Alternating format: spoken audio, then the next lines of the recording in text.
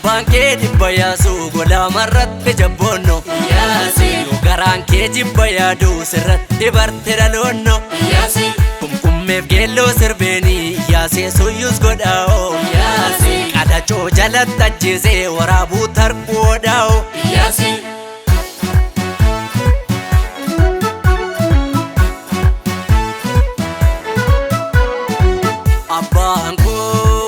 Abbaan koo boora yaabee godhubsiisa diif jedheetaan obborii kee jaalala kootti bubsiisa.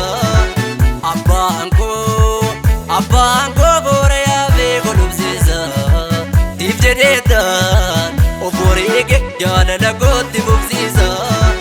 Kan na dhalches dhiira beekii alanfatee quba nyaatee qabeenya isaa isa qaalii aarsaa godhee biyyaaf laatee. Baddaa gudee sagal marmee naanna'ee horroo jirtaa shaambuu jechaan naga'ee nansi eega kottulee qaagamatti jaalalti kee gubdee na qaqqaamatti. Haadha hootee jabbiin haadha hootee maal barri kun maal namni kun hiree walii adda footee. Haadha hootee jabbiin haadha hootee.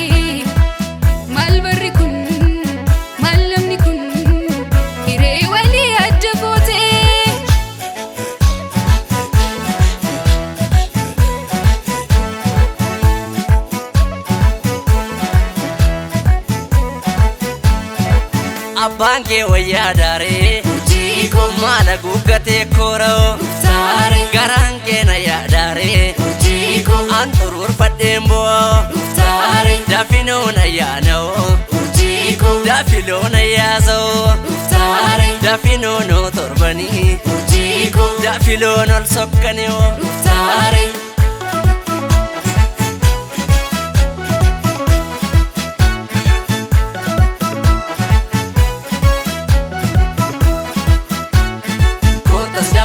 Barabbaan kee nagaduu gummii dheeraa misiraa'oo jarjaree siin komadhuu tuutan seenaa sitti maa'oo jorgaa daabeen bittinii leenca daabeen bittinii eessa wal argaa lafa geettii natti mi'oo jorgaa daabeen bittinii leenca daabeen bittinii eessa wal argaa lafa geettii natti mi'oo.